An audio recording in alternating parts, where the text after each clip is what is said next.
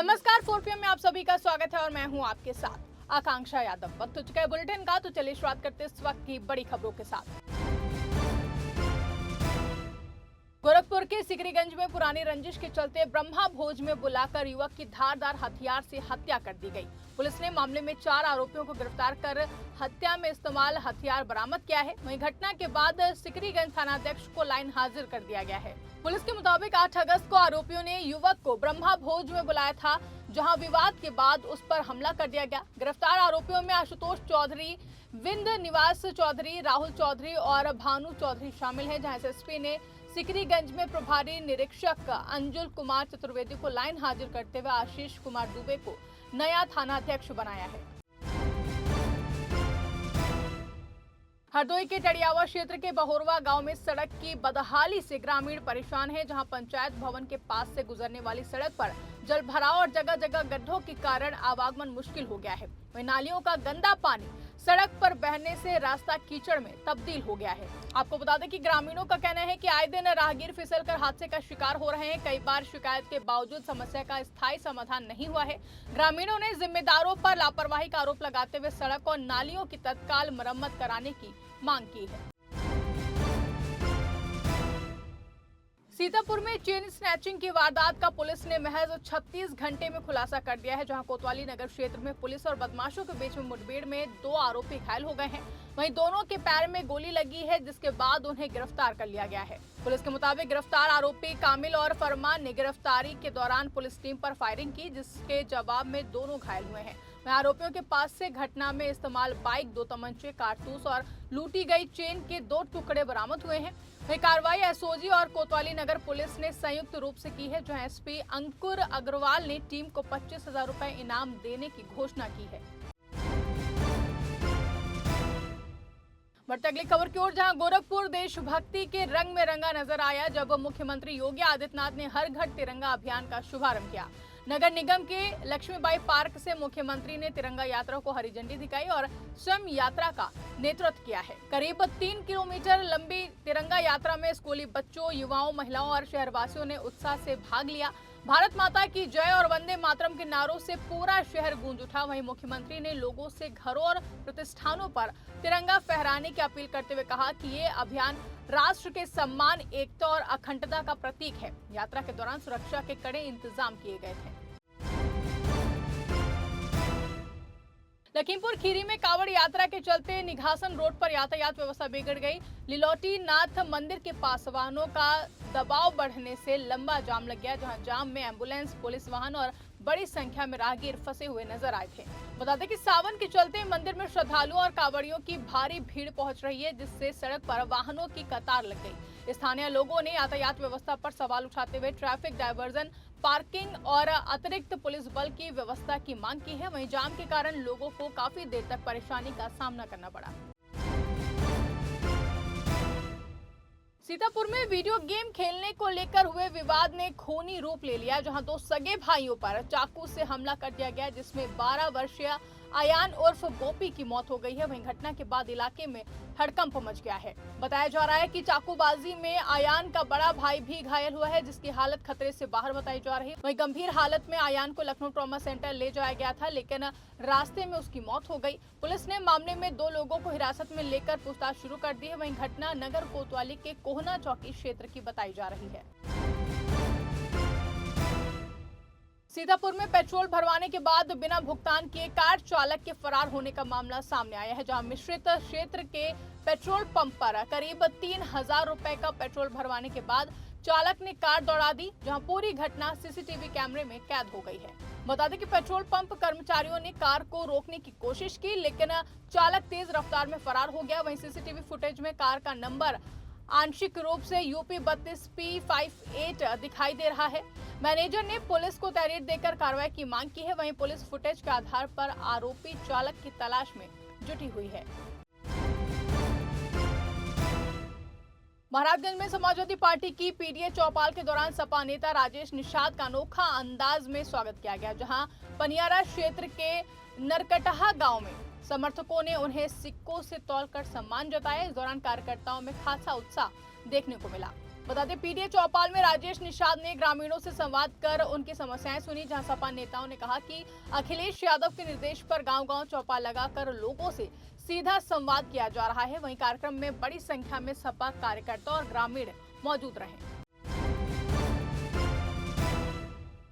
महाराजगंज में हर घर तिरंगा अभियान के तहत 22वीं वाहिनी एसएसबी ने भव्य तिरंगा रैली निकाली, जहां हाथों में तिरंगा लेकर निकले जवानों ने लोगों को राष्ट्र प्रेम और राष्ट्रीय एकता का संदेश दिया। वहीं भारत माता की जय और वंदे मातरम के नारों से पूरा शहर गूंज उठा। रैली का नेतृत्व कमांडेंट शक्ति सिंह ठाकुर ने किया। वहीं एसएसबी जवानों की रैली मुख्य द्वार से शुरू होकर चौराहा रोड, फरेंदा रोड, टावर चौक और बस स्टैंड होते हुए वापस वाहिनी परिसर पहुंची। जवानों ने लोगों से स्वतंत्रता दिवस पर अपने घरों में तिरंगा फहराने और हर घर तिरंगा अभियान में भाग लेने की अपील की है।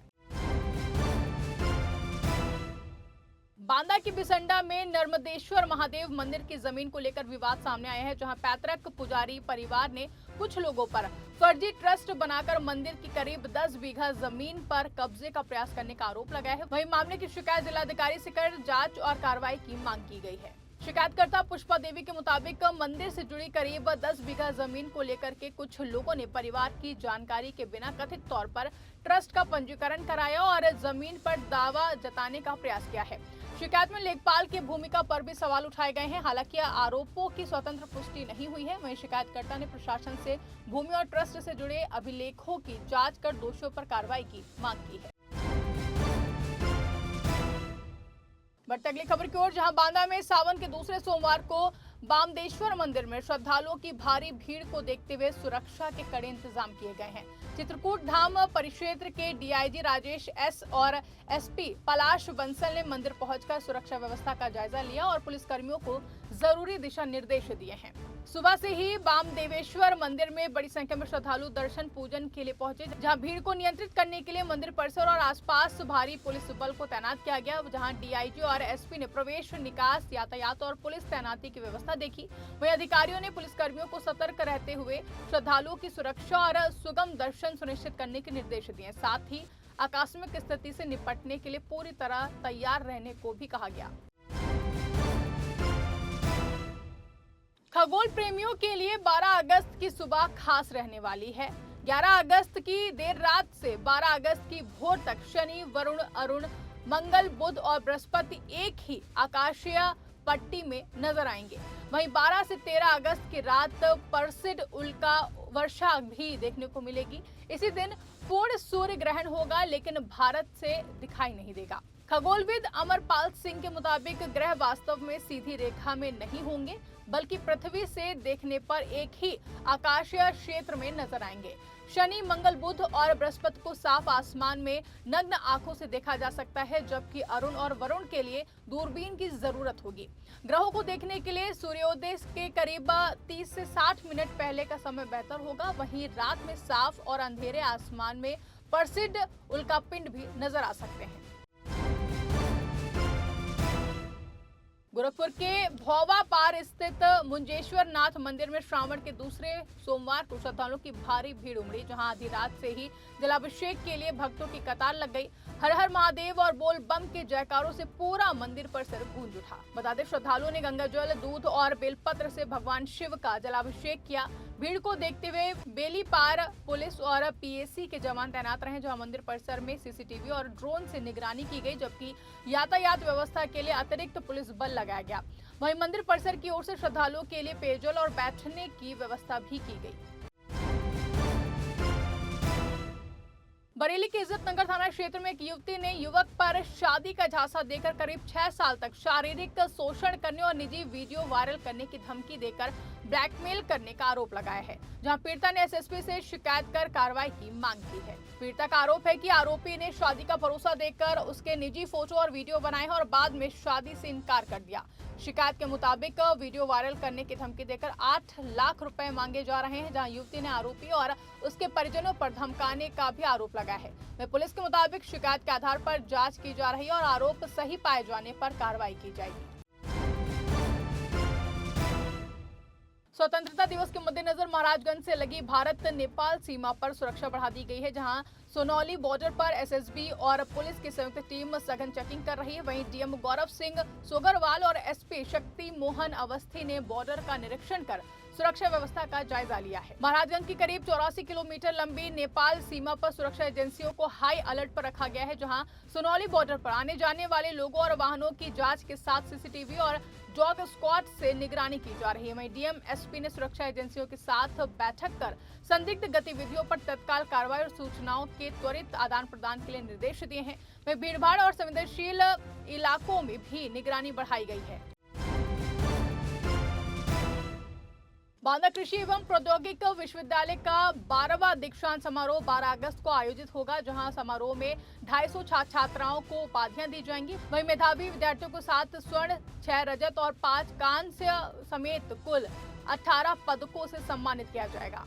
दीक्षांत समारोह में 187 स्नातक और 37 परास्नातक और 26 पीएचडी शोधार्थियों को उपाधियां मिलेंगी। राज्यपाल आनंदीबेन पटेल कार्यक्रम में शामिल नहीं हो पाएंगी, उनकी जगह ओएसडी सुधीर एम बोबड़े मौजूद होंगे। मुख्य अतिथि कृषि प्रसार वैज्ञानिक डॉक्टर वीवी सदामते होंगे, जहां कार्यक्रम में 100 आंगनबाड़ी केंद्रों को किट वितरण और एचपीवी वैक्सीनेशन कार्यक्रम का शुभारंभ भी किया जाएगा। विश्वविद्यालय को पिछले 1 साल में करीब 19 करोड़ 69 लाख रुपए की 14 शोध परियोजनाएं और 9 पेटेंट मिले हैं। बांदा में राष्ट्रीय कृमि मुक्ति दिवस के मौके पर बच्चों को कृमि संक्रमण से बचाव के लिए एल्बेंडाजोल की दवा खिलाई गई है, जहां कनवारा के उच्च प्राथमिक विद्यालय में आयोजित कार्यक्रम में स्वास्थ्य विभाग के अधिकारियों ने बच्चों को स्वच्छता और स्वस्थ जीवन शैली के प्रति जागरूक किया है। बता दें कि कार्यक्रम में बच्चों को एल्बेंडाजोल 400 मिलीग्राम की कृमि नाशक गोली खिलाई गई है, जहां मुख्य अतिथि सीएमओ डॉक्टर विजेंद्र सिंह ने बच्चों को साफ सफाई और स्वास्थ्य के प्रति जागरूक रहने का संदेश दिया। वहीं स्वास्थ्य विभाग के अधिकारियों और राष्ट्रीय बाल स्वास्थ्य कार्यक्रम की टीम ने भी अभियान में सहभागिता की है। वहीं विभाग के मुताबिक कृषि संक्रमण से बच्चों में कमजोरी और पोषण संबंधी समस्याएं हो सकती है, इसलिए समय समय पर कृमि नाशक दवा देना जरूरी है। बांदा के पैलानी क्षेत्र में चंद्रावल नदी पर बना रपटा क्षतिग्रस्त होने से पड़ोहरा समेत कई गांवों के सामने आवागमन का संकट खड़ा हो गया है। वहीं ग्रामीणों के मुताबिक 3 दिन तक पानी में डूबे रहने के बाद रपटा टूट गया। इससे मरीजों, स्कूली बच्चों और रोजमर्रा के काम से आने जाने वालों को भारी परेशानियां हो रही हैं। रपटा क्षतिग्रस्त होने से पडोहरा, मडौली खुर्द, अमारा समेत आसपास के गांव प्रभावित हैं, जहां ग्रामीणों का कहना है कि आपात स्थिति में एम्बुलेंस और स्कूली वाहनों के पहुंचने में भी दिक्कत हो सकती है। मौके पर पुलिस मौजूद है, लेकिन ग्रामीणों के मुताबिक प्रशासन की ओर से अभी कोई भी प्रभावी वैकल्पिक व्यवस्था नहीं की गई है। ग्रामीणों ने जल शक्ति राज्य मंत्री रामकेश निषाद से हस्तक्षेप कर मजबूत पुल बनवाने की मांग की है। बरेली दौरे पर पहुंचे पशुधन मंत्री धर्मपाल सिंह ने सपा प्रमुख अखिलेश यादव पर तीखा हमला बोला है, जहां विकास भवन में समीक्षा बैठक के बाद पत्रकारों से बातचीत में मंत्री ने कहा कि भाजपा की नीति है न्याय सबको, तुष्टीकरण किसी को नहीं। उन्होंने 2027 में भाजपा की फिर सरकार बनने का दावा भी किया है। अखिलेश यादव के भाजपा सरकार पर अल्पसंख्यकों की अनदेखी के आरोप पर धर्मपाल सिंह ने कहा कि जो खुद चोर होता है उसे सब चोर नजर आते हैं। मंत्री ने जातिगत राजनीति पर भी निशाना साधते हुए कहा कि जनता अब जाति बिरादरी के नाम पर वोट नहीं करेगी। बैठक में गौवंश संरक्षण को लेकर अधिकारियों को गौशालाओं की संख्या और संसाधन बढ़ाने के निर्देश दिए गए हैं। साथ ही झारखंड में छात्रों पर लाठीचार्ज के मामले पर भी मंत्री ने छात्रों के सम्मानजनक व्यवहार की बात कही है। सीतापुर के महोली में अढौरी बाईपास फायरिंग कांड में पुलिस ने बड़ी कार्रवाई की है, जहां जमीन कब्जे के विवाद में करीब 25 राउंड फायरिंग के मामले में आईपीएस मयंक वाजपेयी के पिता विपिन वाजपेयी समेत 10 आरोपियों को गिरफ्तार किया गया है, जहां पुलिस ने आरोपियों के खिलाफ कार्रवाई शुरू कर दी है। बता दें कि महोली कोतवाली क्षेत्र के अढौरी बाईपास मोड़ पर जमीनी विवाद को लेकर फायरिंग हुई थी, जहां महिला की तहरीर पर बलवा और फायरिंग समेत गंभीर धाराओं में मुकदमा दर्ज किया गया था। कार्रवाई के दौरान पुलिस ने एक पिकअप, 4 बाइक, 2 अवैध तमंचे और लाठी डंडे बरामद किए हैं। वहीं सीओ महोली नागेंद्र चतुर्वेदी के नेतृत्व में हुई कार्रवाई के बाद पुलिस बरामद असलहों और वाहनों की जांच कर रही है। फिलहाल के लिए बुलेटिन में बस इतना ही। देश और दुनिया से जुड़ी ऐसी ही तमाम बड़ी खबरों के लिए आप बने रहिए और देखते रहिए 4PM न्यूज नेटवर्क।